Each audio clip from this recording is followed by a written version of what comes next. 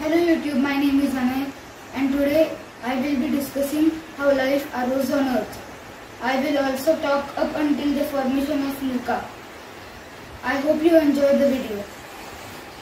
Elements of life ever found were in Greenland and they were 3.7 billion years old.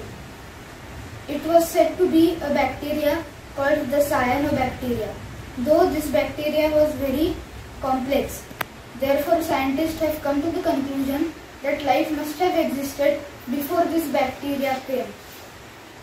The earliest specimens of the carbons needed for life were 4.2 billion years ago and they were found in Australia. Some scientists think that formation of RNA was a fluke. I mean, just look at this thing, so complex it is. All the requirements of life didn't arise in just one single bang. It was a long evolutionary process and took millions of years.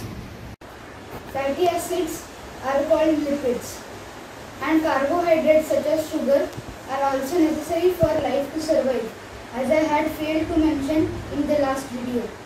Scientists think that RNA preceded DNA, as it can do several tasks at once and can also replicate much quicker.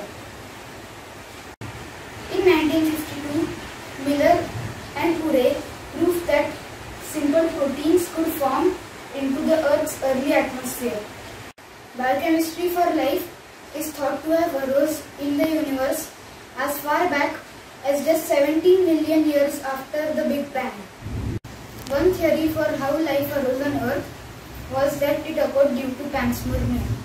This means that life formed somewhere else on other planets and came to Earth due to space dust and meteorites. We can prove this as we know that complex molecules necessary for life form in the solar system. So here is the most agreed upon theory, as chemicals for formation of life were present in the Earth's oceans. Lipids got transferred into ponds due to the tides of the ocean. These then went into tiny spores and the ocean came back, leaving the lipids in the ocean. Last time I said that one property of these lipids is very important.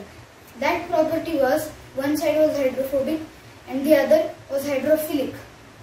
What this means is that the chemicals would clump together and form a membrane. The RNA and the amino acids got injected into these membranes by the force of the water. These bags were sent adrift into the water by the force of the water in the ponds. These later sunk underground and it is thought that they resided in thermal vents present under the water. It provided them with energy and kick-started life. These stayed here until they learned how to make their own energy and reproduce. For some time, this was the only species present on Earth, and it was called LUCA, meaning the last universal common ancestor. Thank you, and I hope you enjoyed this video.